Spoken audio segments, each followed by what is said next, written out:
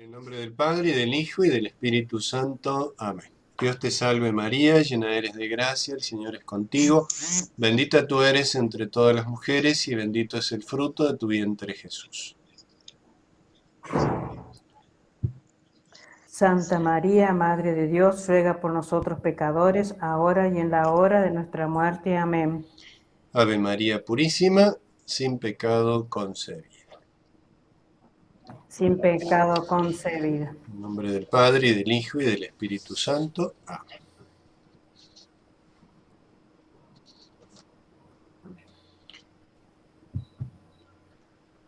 Hoy vamos a comentar, así como lo veníamos haciendo con otros textos, vamos a ir viendo con diversidad de textos la manera de leerlos, la manera de interpretarlos, tratando de extraer esa plenitud de sentidos que veíamos cuando eh, estudiábamos la parte teórica, ¿no? Aquellos principios de interpretación que nos daba el catecismo. Habíamos visto, creo, la parábola del buen samaritano, me parece, una parábola con ese género literario tan particular. Después vimos la charla anterior, un relato de las bodas, el relato de las bodas de Caná, es decir, un acontecimiento, un milagro de Jesucristo muy particular. Y hoy vamos a ver otro milagro de Jesucristo, que es la curación de un paralítico, que aparece en el Evangelio de San Marcos, en el capítulo 2. Si tienen por ahí la Biblia a mano, lo pueden ir consultando. Vamos a ir haciendo una lectura como hemos hecho con los otros textos y buscando el sentido. Es capítulo 2 de San Marcos, versículo 1 al 12, la curación del paralítico. Antes de empezar con la lectura y la interpretación, tener en cuenta que cada milagro de Jesucristo es un signo de una realidad que está como escondida, que está como latente en el milagro, y por lo tanto cada milagro de Jesucristo no es un mero gesto de caridad para con unos esposos que se les había acabado el vino, o para un paralítico que necesita ser curado, o para un ciego que necesita ver, etcétera, los milagros que Jesús hace, sino que cada una de estas realidades físicas cotidianas está al servicio de una verdad sobrenatural, de una verdad espiritual. Por eso los milagros de Cristo también son enseñanzas. Jesucristo no solamente enseña cuando predica, cuando habla, cuando anuncia el Evangelio, o cuando pronuncia las parábolas, no solamente, sino que Jesucristo enseña constantemente, en algunos casos como este o como las bodas de Caná, mediante estos signos prodigiosos, estos milagros. Así que esto también tenerlo en cuenta cuando uno lee algún milagro, por eso trato de poner textos de distinta índole.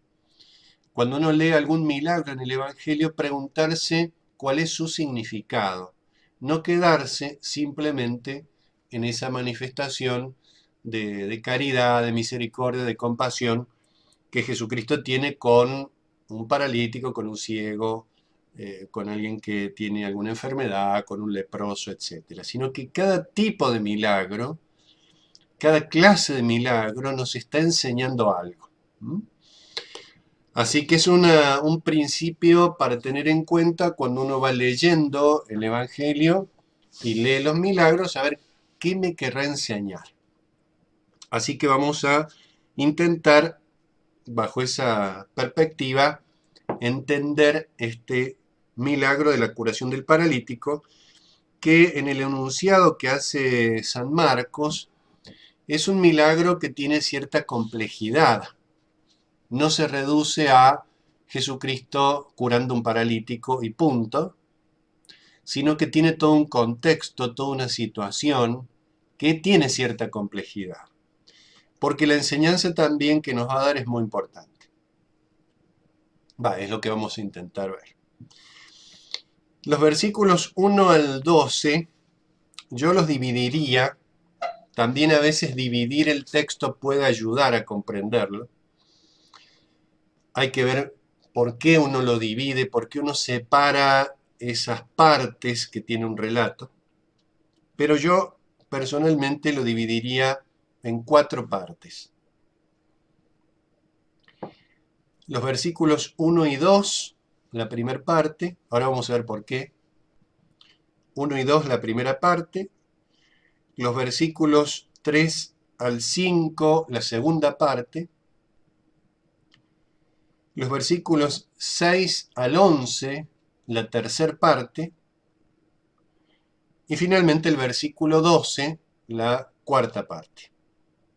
1 y 2, 3 al 5, 6 al 11 y versículo 12. Creo que tiene estas, o al menos puede ser dividido, ser separado en estas 4 partes. ¿Por qué motivo? Bueno, cuando vamos leyendo el texto hay como naturalmente un planteamiento sobre que nos permite intuir diversos momentos. Versículo 1 y 2 dice, entró Jesús otra vez en Cafarnaúm después de algunos días y se oyó que estaba en la casa. E inmediatamente se juntaron mucha gente, de manera que ya no cabían ni aún a la puerta, y les predicaba la palabra. Ven que el versículo 1 y 2 es como un contexto. Nos muestra a Jesucristo en Cafarnaúm, en la casa, entendemos que es la casa de Pedro, se reúne mucha gente, tanta gente que no cabía delante de la puerta, y Jesucristo ahí predicando la palabra. Hasta ese momento, como ustedes pueden ver, y es lo que justifica inicialmente esta división, el paralítico todavía no ha hecho su entrada en escena. Simplemente San Marcos nos muestra el contexto en el cual va a tener lugar el milagro. Enseguida vamos a ver que esto no es un mero contexto, pero inicialmente, porque como les digo, al texto bíblico hay que entrar como un mundo y empezar a ver qué es lo que hay, empezar a indagar, empezar a descubrir, ¿no?, detalles, cosas que nos pueden ayudar a comprender el sentido.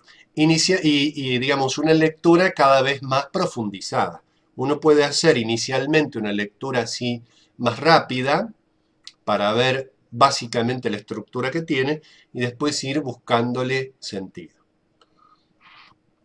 Entonces, cuando cualquiera de nosotros lee este texto, lo primero que ve es que en los versículos 1 y 2 todavía no se habla del paralítico, el paralítico no hace entrada en escena, sino que simplemente nos habla de Jesucristo en la casa, predicando la palabra en presencia de mucha gente.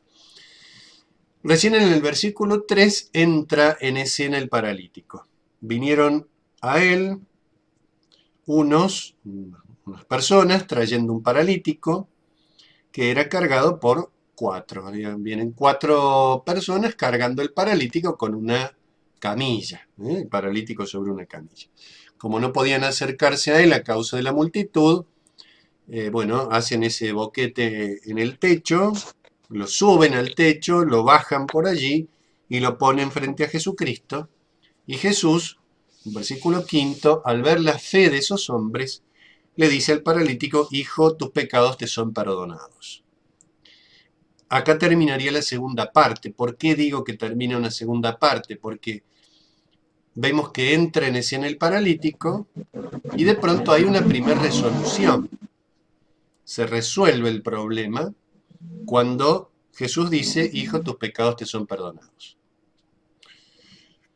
Acá ya nos puede empezar a llamar la atención algo, porque decimos es una primera conclusión, un primer cierre, porque después de los versículos 6 al 11 viene todo el problema de los fariseos.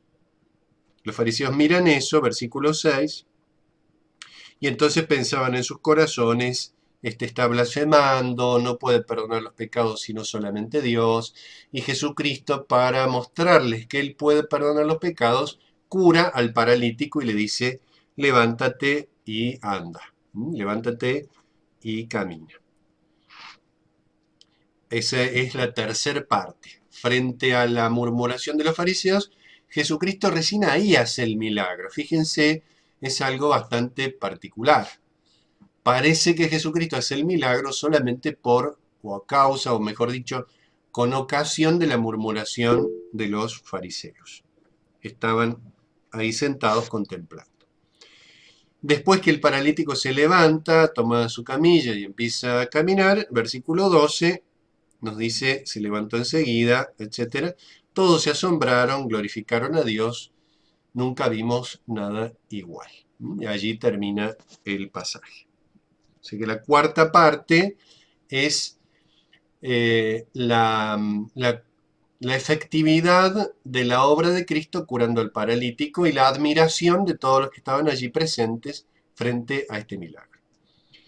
Así que inicialmente tenemos estas cuatro partes. Un contexto inicial, la entrada en escena del paralítico, la murmuración de los fariseos que es la ocasión de que Jesús realice el milagro, y finalmente el paralítico ya curado frente a todos y la admiración de aquellos que acababan de contemplar este milagro. Pero evidentemente esta es la primera lectura. Si uno hace una lectura un poco más detenida, se empieza a encontrar con pequeñas sorpresas, con pequeños aspectos que aparentemente parece que no están del todo bien. Aparentemente uno esperaría algo y sucede otra cosa. A mí siempre me gusta leer la Biblia con expectativa, aunque uno sepa ya lo que dice, pero no perder la expectativa, a ver qué pasa, qué es lo que yo pienso que va a suceder y de pronto sucede otra cosa. Recién les decía una que es muy importante. En la segunda parte, es decir, el paralítico llevado hasta Cristo, lo entran por el techo, lo ponen frente a Cristo y Jesucristo dice, tus pecados te son perdonados. Y ahí hay una sorpresa grande que nosotros por ahí perdemos de vista. Jesucristo no le dice, ahí, levántate y camina. Ahí le dice otra cosa. Imaginemos que no sabemos nada de este texto, que nunca lo hemos leído, que nunca lo hemos escuchado. Llegamos hasta el final del versículo 4, cuando ponen el paralítico frente a Cristo, y uno ¿qué esperaría? Que Jesucristo diga lo siguiente, es lo que uno esperaría. Al ver la fe de esos hombres, dijo el paralítico, levántate y camina. Lo esperable es esto. ¿Para qué aquellos hombres llevaron al paralítico? Y bueno, lo llevaron para que precisamente sea curado. Ese es el motivo por el cual lo llevan al paralítico. Y sin embargo Jesucristo hace otra cosa. Jesucristo no lo cura allí, le dice otra cosa, no esperada. Entonces, ese es un punto a tener en cuenta. Enseguida vamos a volver sobre esto porque parece ser que el centro de este pasaje es el perdón de los pecados. De hecho, es lo que genera la murmuración de los fariseos. Parece ser que lo que está debajo, que lo que está latente en el milagro, es el perdón de los pecados. Y por algún motivo, ¿por qué Jesucristo puede perdonar los pecados? ¿Cómo los perdona? ¿Por qué motivo nosotros podemos ser perdonados? Todas preguntas que tienen que estar dando vuelta un poco en nuestra cabeza. Pero vamos despacio.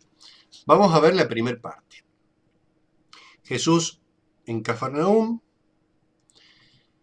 se oyó que estaba en la casa, se juntó mucha gente, una asamblea muy grande porque no cabían frente a la puerta y Jesús predicaba la palabra. La pregunta es, ¿esto es un contexto, pero es solamente un contexto o es algo más? Notemos que acá hay una presencia de Cristo, Jesucristo está presente, Jesucristo está en una casa, que es la casa de Pedro, hay una reunión, una asamblea de gente que escucha la palabra hay una puerta, ya le llamamos 4 cosas, hay una puerta, y está Jesucristo anunciando la palabra. ¿Mm? Es decir, hay varias cosas en muy pocos versículos. La presencia de Cristo, el escuchar, oyeron que estaba ahí, se congregaron. Y la impresión que a uno le da este contexto inicial, que es mucho más que eso, responde a la pregunta, ¿esto no será la iglesia? ¿No es un contexto eclesial? ¿Qué nos imaginamos cuando pensamos presencia de Cristo, Dios presente, en una congregación, en una asamblea de fieles, porque escuchan la palabra? De hecho, la palabra tiene que ver también con la iglesia. Jesucristo presente, predicando la palabra, los fieles que escuchan, la casa de Pedro, la puerta, porque Jesucristo dice en otro lugar, creo que en el Evangelio de San Juan, Él se compara con una puerta porque por Él se entra al Padre, y Jesucristo predica la palabra, predica el logos, Él mismo se da en su predicación. Por lo tanto, estos 2 primeros versículos nos sitúan en un ámbito eclesial. Lo que va a suceder de ahí en más tiene que ver con la iglesia. La casa de Pedro es signo de la iglesia. El escuchar, se oyó que estaba en la casa, eso es un evangelio. Oyó, el oír. ¿Qué es lo que oyó? Oyó que Jesucristo está presente. Esa es la buena noticia. La buena noticia es que Jesús está presente. La casa de Pedro, la reunión, la asamblea de fieles que escuchan, la puerta, Jesucristo que se compara con la puerta en otro evangelio, y Jesucristo anunciando la palabra. Esto es la iglesia, esto es lo que sucede hoy. La iglesia de Cristo, el cuerpo místico de Cristo es esto. Es la casa de Pedro, es la presencia de Cristo, es nuestra presencia fiel, nuestra presencia creyente, y es Jesucristo anunciando la palabra, nosotros escuchándola y viviendo, porque el escuchar en la Biblia es vivir de manera acorde a lo recibido. Por lo tanto, acá lo que nos presenta San Marcos es una imagen de la iglesia, una imagen de la iglesia. Y si nos fijamos, bueno, uno puede seguir leyendo el texto, hacerle varias pasadas, pero si nos fijamos al final, la última parte, cuando el paralítico se levanta delante de todos, acá vuelve a estar todos, es decir, la asamblea de la iglesia nuevamente, contemplando un paralítico que se levanta, que sale delante de todos, que carga con su camilla. ¿Y cómo reaccionaron? Se asombraron, se admiraron, glorificaron a Dios, dijeron nunca vimos nada parecido. Y esta nuevamente es una imagen de la iglesia.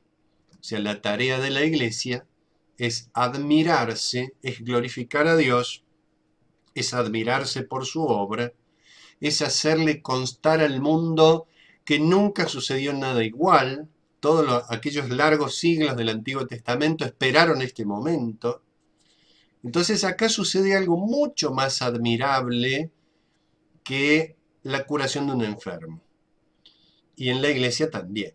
Si ustedes se fijan, la primera parte, versículos 1 y 2, y la última parte, versículo 12, no sé si se acuerdan cuando vimos las bodas de Caná, la inclusión como género, como procedimiento literario. El comienzo y el final de este evangelio está la iglesia presente, escuchando a Cristo delante de la puerta, oyendo, viviendo de su presencia, y al final glorificando a Dios, admirándose de su obra y proclamándole al mundo la buena noticia.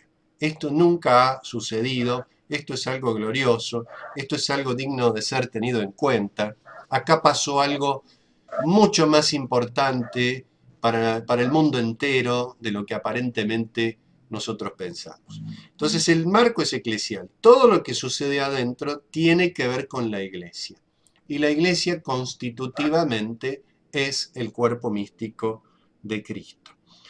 Por lo tanto, se nos habla de la iglesia. Yo les diría esto, que uno de los mensajes principales de este evangelio es mostrarnos la naturaleza y la misión de la iglesia. ¿Cuál es la naturaleza de la iglesia? Es el cuerpo místico de Cristo. Es Jesucristo mismo. Nosotros somos sus miembros, nosotros participamos como miembros suyos. ¿Para qué? ¿Cuál es la misión de la iglesia? Básicamente, la reconciliación con Dios. Y ese es el perdón de los pecados. Por eso lo que sucede acá, cuando el paralítico lo pone enfrente a Cristo, es el perdón de los pecados. Casi les diría, para eso lo pusieron frente a Cristo. Porque hay que preguntarse enseguida cuál es el significado de esa parálisis. Por lo pronto tenemos este planteamiento como una primera instancia. Acá se nos habla de la iglesia, de cómo está constituida, de cuál es su centro, que es Jesucristo, de cuál es la actitud fundamental, es escucharlo, es recibirlo, es vivir de su palabra, es admirarse por una obra, y esa obra es el perdón de los pecados, esa obra es la misericordia. Es decir, casi les diría, una de las tareas principales nuestras como miembros de la iglesia es asombrarnos, es admirarnos de la obra de Dios, es glorificarlo y es proclamarle al mundo: nunca vimos nada igual, es decir, nunca vimos que el hombre alejado de Dios pueda reconciliarse con él. Y esto ha tenido lugar gracias a la misericordia de Cristo.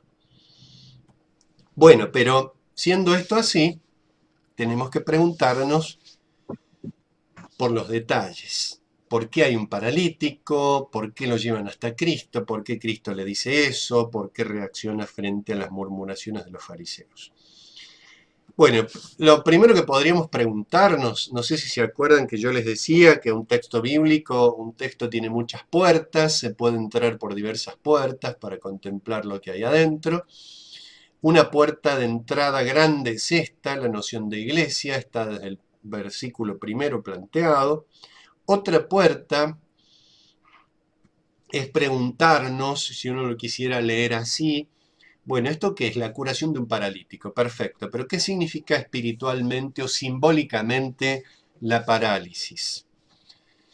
Y la parálisis es el impedimento para recorrer un camino, el impedimento para caminar. Jesucristo es el camino.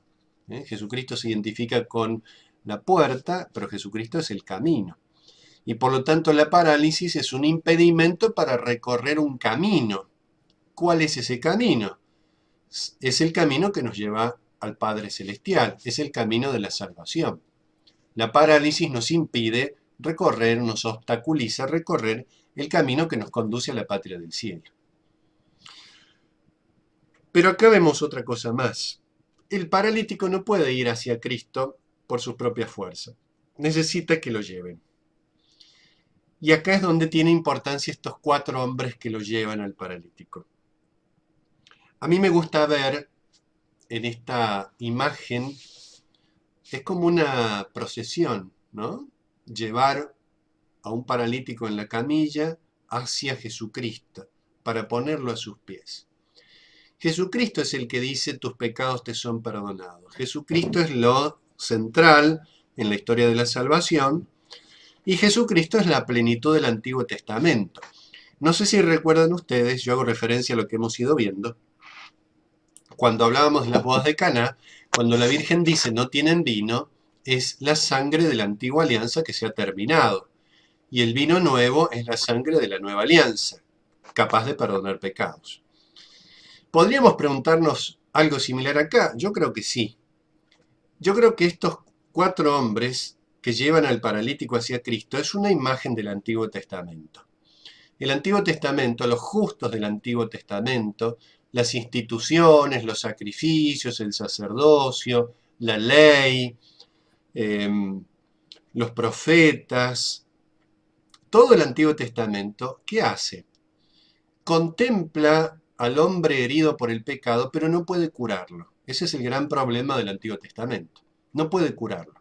Nos dice San Juan, la ley nos vino por Moisés, la gracia nos viene por Jesucristo. Pero ¿qué puede hacer el Antiguo Testamento? Puede cargar al hombre herido por el pecado para llevarlo a Cristo. Y creo que esa es la procesión esta que se da llevando al paralítico hacia Cristo. Creo que es el Antiguo Testamento. Son los siglos que precedieron a Cristo. Los justos del Antiguo Testamento no pueden curar al paralítico, pero pueden hacer algo nobilísimo, que es cargarlo y llevarlo hacia Cristo. Así que van hacia Jesucristo. Hay una oposición, a veces acá después tal vez en las preguntas o al final si nos queda tiempo puedo volver sobre esto. Hay una dificultad para llegar a Jesucristo, esa multitud, la iglesia que escucha a Cristo, a veces por los enfrentamientos interiores, por las divisiones interiores, puede obstaculizar el camino hacia Cristo. Nosotros somos miembros de Cristo para proclamar el Evangelio, para reconciliar a los hombres con Dios como instrumentos, todos somos instrumentos de reconciliación, pero a veces nuestro pecado, nuestro propio pecado, nuestra propia soberbia, nuestra propia vanagloria, puede obstaculizar esa llegada del pecador hacia Cristo. Por lo tanto, acá sutilmente hay una exhortación a facilitar ese camino de reencuentro con Dios. Y cómo a veces la iglesia puede obstaculizar ese camino.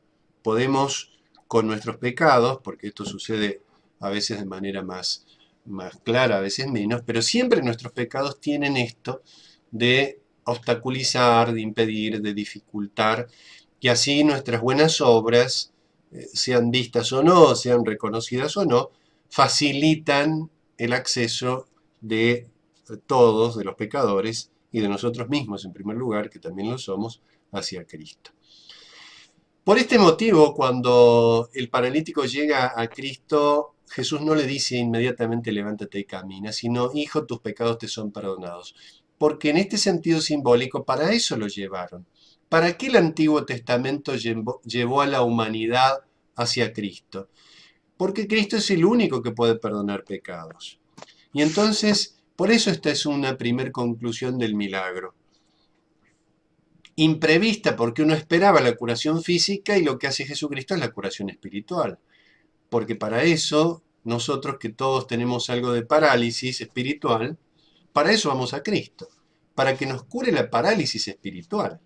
Y eso es a través del perdón de los pecados. Además, fíjense, Jesús ve la fe de esos hombres, es la fe del Antiguo Testamento, la fe en Cristo, y por eso lo llevan a Cristo, ve la fe de esos hombres, y a causa de esa fe, que podríamos decir también es la fe viva, la fe animada por la caridad, la fe que tiene relación estrechísima con la esperanza, por eso lo llevan a Cristo, porque esperan de Cristo la salvación.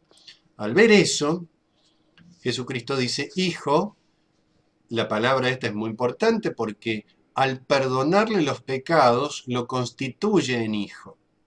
Cuando nosotros hemos sido bautizados, hemos sido convertidos en hijos de Dios. O sea, el perdón nos vincula filialmente a Dios. Por eso, cuando dice hijo, no está describiendo Jesucristo, sino que está causando en aquel hombre la filiación.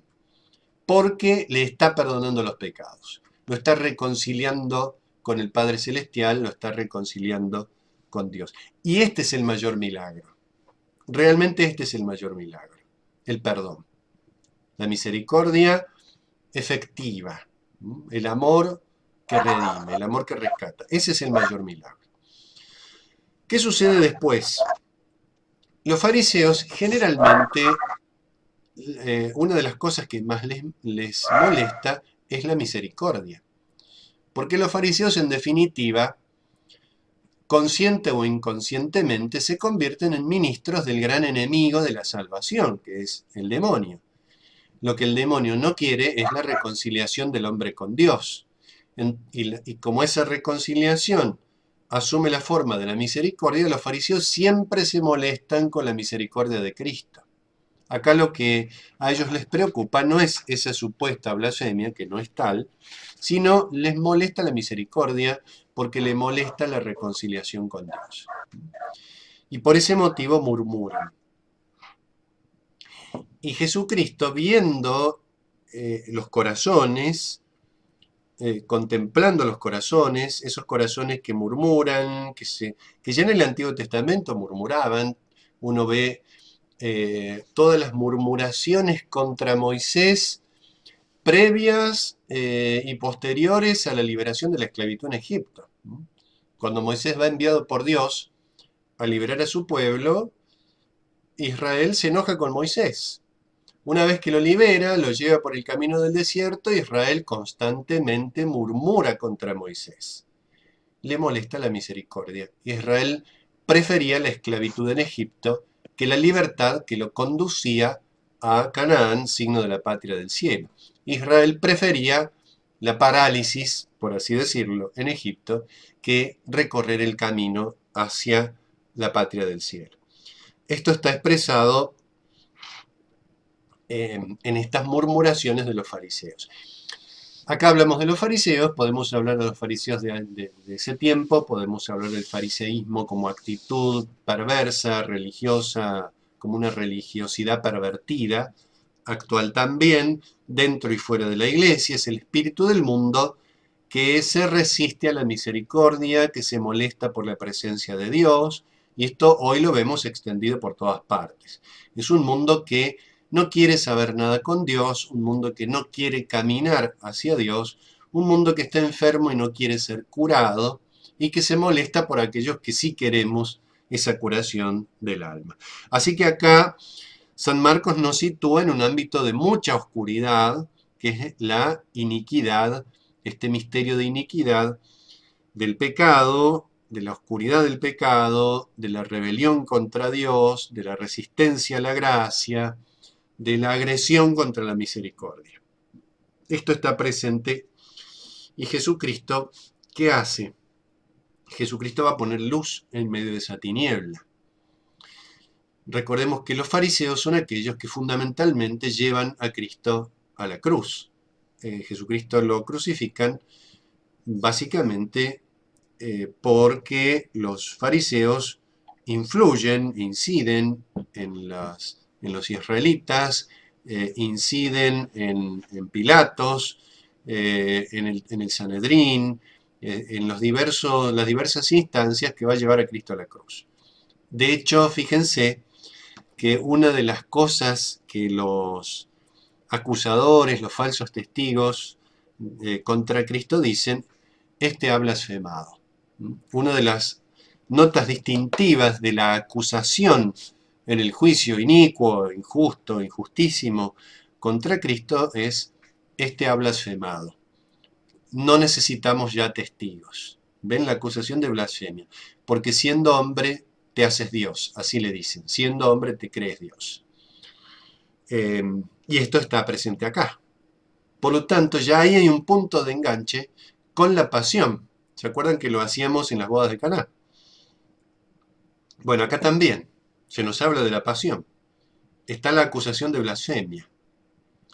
Y si está la acusación de blasfemia, y eso tiene que ver con la pasión, ¿por qué no podemos preguntarnos si hay otros signos más de la pasión de Cristo? Porque ¿por qué nos puede perdonar los pecados? Porque Él padeció, murió y resucitó por nosotros. Y entonces, por ese motivo es que Jesucristo le dice al paralítico, levántate, toma tu camilla y camina. Para que sepáis que el Hijo del Hombre tiene potestad de perdonar los pecados. Hay un levantarse, hay un tomar la camilla y hay un volver a la casa. Levántate, toma tu camilla, vuelve a tu casa. Las tres frases que Jesucristo le dice.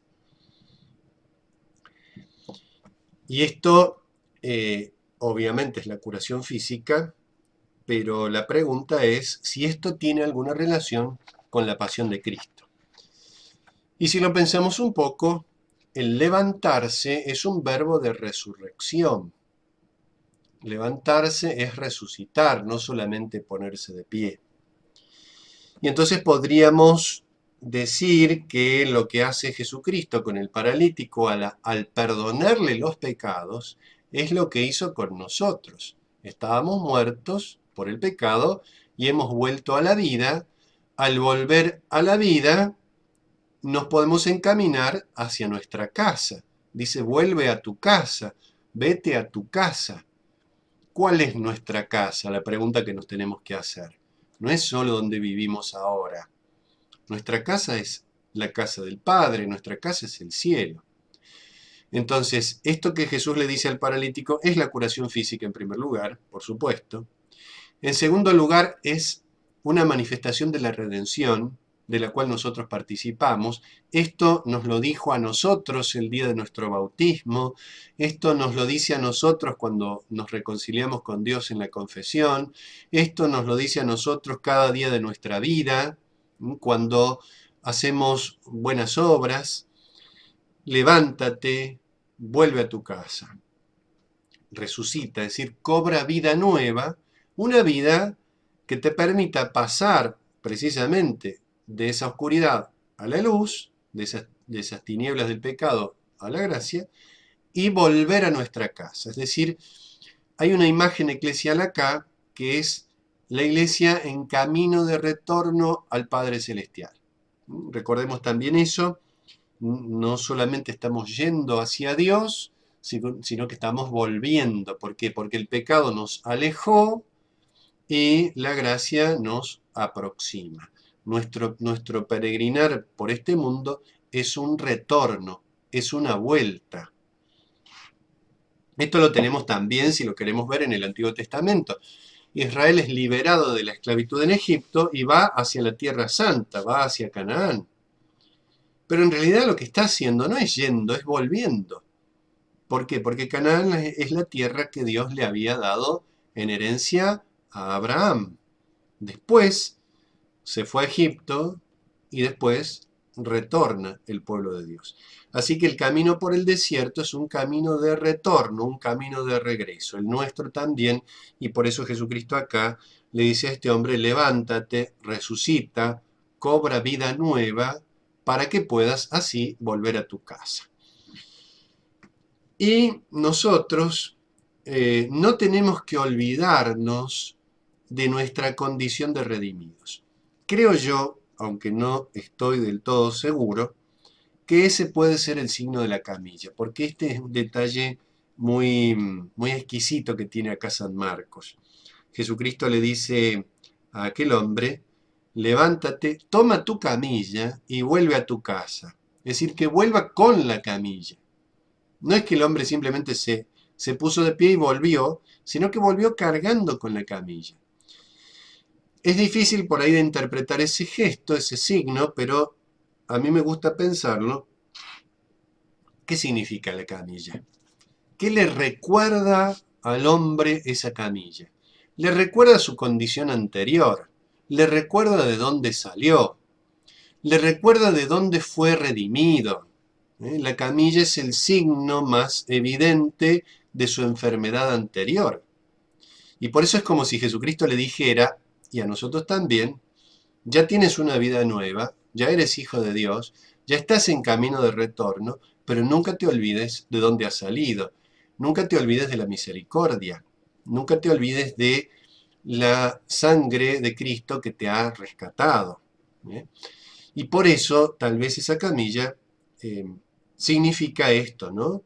Una presencia de un recuerdo, un tener presente nuestra condición de redimidos. Si llevamos una camilla es porque antes no podíamos caminar. Y una de las peores cosas que nos puede pasar es olvidarnos del perdón de Dios. Olvidarnos de que nosotros hemos sido perdonados, en primer lugar. A veces juzgamos con dureza o sin misericordia a los demás, hablamos de los pecadores y los pecadores siempre son los otros, y podemos correr ese riesgo de olvidarnos que nosotros somos pecadores y que hemos sido perdonados. Eso era lo contrario a esto, a este recuerdo, era lo que pasaba con los fariseos. Los fariseos se consideraban autorredimidos, no necesitados de perdón, no necesitados de misericordia. Pero además, estas palabras de Jesús y esta efectividad de su misericordia tiene otro nivel, ¿eh? El primer nivel entonces es la curación física. Eso es obvio, está claro, todos lo ven, curación física. El segundo nivel es la curación espiritual, más profundo, de aquel hombre y la nuestra. Nosotros estábamos muertos, hemos vuelto a la vida, nosotros estamos en camino de retorno, nosotros no debemos olvidarnos de que hemos sido redimidos. Pero hay un tercer nivel que es el que da sentido a los demás. Y acá sí está la pasión de Cristo. Porque ¿quién es el primero que se levantó de entre los muertos? Jesucristo. ¿Quién es el que salió y el testimonio de esa salida, de esa resurrección, se anunció al mundo entero por la evangelización? ¿Quién es el que por su pasión, muerte y resurrección vuelve a su casa, vuelve al Padre? ¿Quién es aquel que conserva cuando se presenta a los apóstoles algunos de los signos de la pasión, ¿no? Las marcas en las manos, en los pies, en el costado? La cruz de Cristo nos recuerda lo que hizo por nosotros. Entonces, este es el fundamento por el cual Jesucristo, cuando el paralítico le es presentado, le perdona los pecados, por el misterio pascual, porque Él padeció la muerte, Él nos redime desde dentro, no desde la distancia. Él, como dice San Pablo en una frase muy audaz, se hizo pecado por nosotros, cargó sobre sí nuestros pecados. No es que Jesucristo se hace pecador, Él es siempre inocente, absolutamente, pero cargó sobre sí nuestras faltas, y ese es el peso de la cruz, y la cruz permanece a lo largo de los tiempos. Ese es el signo que identifica al cristiano. Es lo que nos recuerda de dónde y por qué motivo hemos sido redimidos. Y Jesucristo se levanta de entre los muertos, vuelve a la casa del Padre, y la cruz se torna en un signo no simplemente doloroso, sino en un signo glorioso, la gloria oculta de la cruz. Y frente a esto, ¿qué hace la Iglesia? Y acá vamos cerrando el pasaje. Obviamente la Iglesia se admira frente a esto, ¿eh? La cuarta parte, cuando aquel hombre se levanta, carga con su camilla y vuelve, es la admiración de la Iglesia. No tanto por la curación física, sino por la curación espiritual de la humanidad herida por el pecado y sobre todo por la resurrección de Cristo. El gran anuncio de la Iglesia hasta el fin de los tiempos es Cristo padeció, murió y resucitó. Es el misterio pascual, es lo esencial de nuestra fe. Y esto es lo que es admirable. Esto es lo que nunca había sucedido. Esto es lo que nunca se había visto. Que el mismo Dios se encarnara, padeciera, muriera, resucitara y volviera junto al Padre por nuestra salvación. Por eso este anuncio de la Iglesia, nunca hemos visto nada igual, está en la esencia de la misión. La misión de la Iglesia no es una obligación que hay que cumplir porque no me queda más remedio, sino que la misión de la Iglesia es lo que en Jeremías era ese fuego encendido en su corazón. Él no quería anunciarlo porque tenía muchos enemigos, pero dice, tenía un fuego en mi corazón, un fuego encendido en mis huesos, hacía lo posible por apagarlo, pero no podía. La Iglesia evangeliza a pesar de las persecuciones, porque no puede no decirlo, porque no puede no contar ese gozo inmenso de la redención. Recordemos las parábolas de la misericordia que están en San Lucas, en el capítulo 15 de San Lucas, cuando el pastor encuentra la oveja perdida, vuelve, la carga sobre sí, vuelve y todos se alegran con él. Cuando la mujer encuentra la moneda perdida, llama a sus amigas y vecinas y les cuenta la alegría que tiene.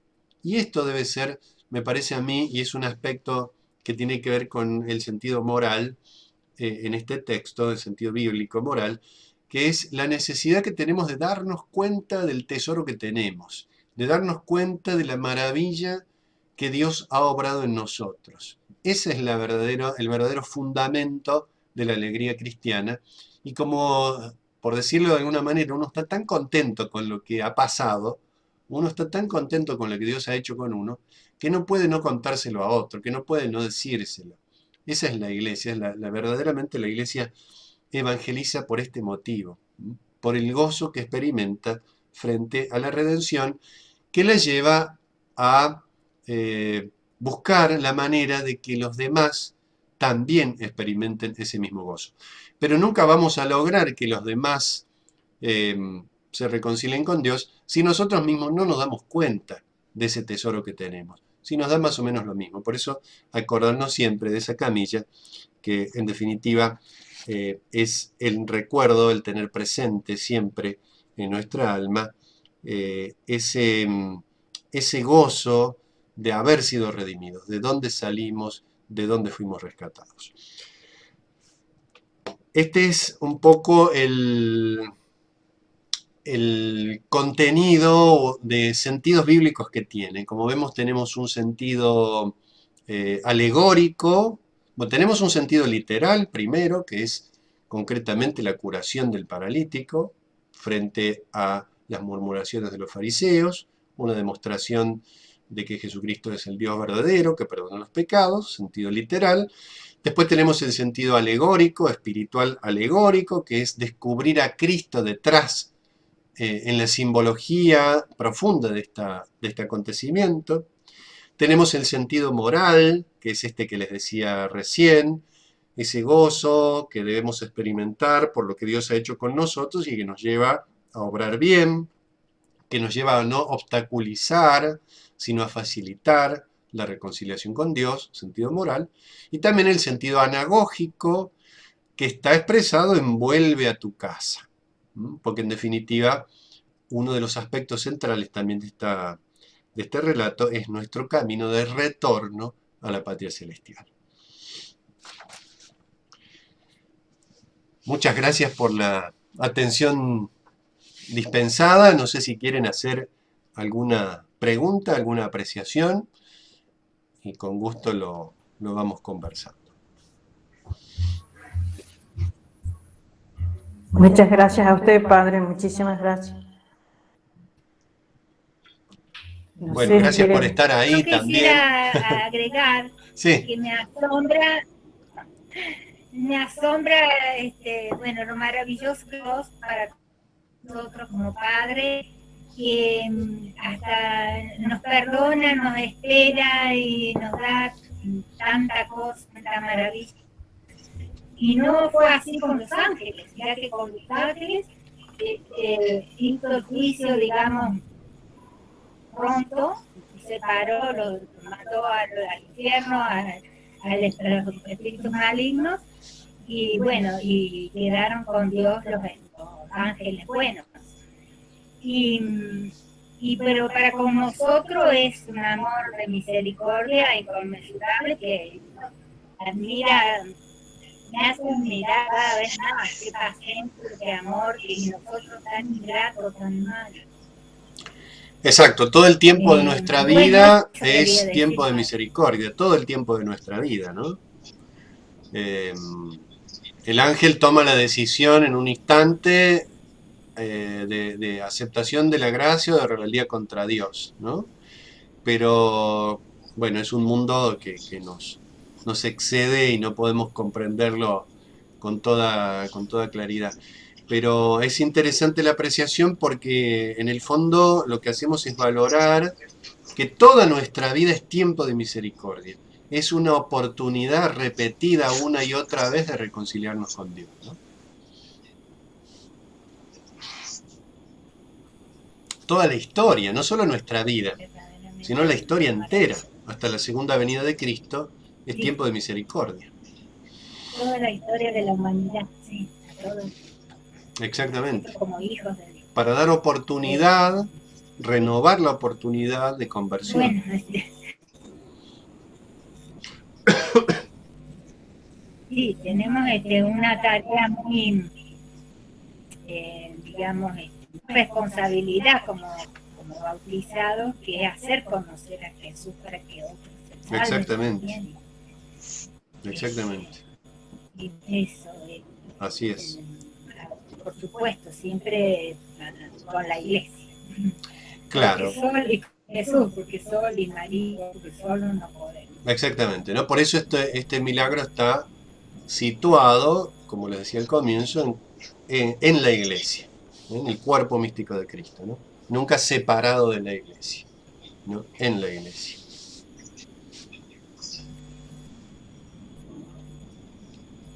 Bueno, muchísimas gracias. Hermoso como siempre. Bueno, me alegro mucho. Me alegro mucho que les haya gustado. Y bueno, y que nos Y ayude, muchas gracias, Padre. que nos ayude a todos a... Me encanta verlo desde la otra posición, ¿no? Sí, sí, tal cual. Bueno, la próxima reunión sería el 25. El 25, acá mismo ya lo Jueves anoto 25, para no si olvidarlo. no me equivoco. 25, jueves Ay, 25. ya voy a estar. Y le vamos a pedir al Padre la bendición. Bueno. Y ya muchísimas gracias Muy bien. por compartir sus conocimientos. Muchísimas gracias. Bueno, gracias a ustedes también por estar ahí, por poder juntarnos, aunque sea por este medio, cada 15 días y dedicarle este tiempito a reflexionar sobre la palabra de Dios. Les doy la bendición entonces. El Señor esté con vosotros. La bendición de Dios Todopoderoso, del Padre, del Hijo y del Espíritu Santo, descienda sobre vosotros y permanezca para siempre. Amén.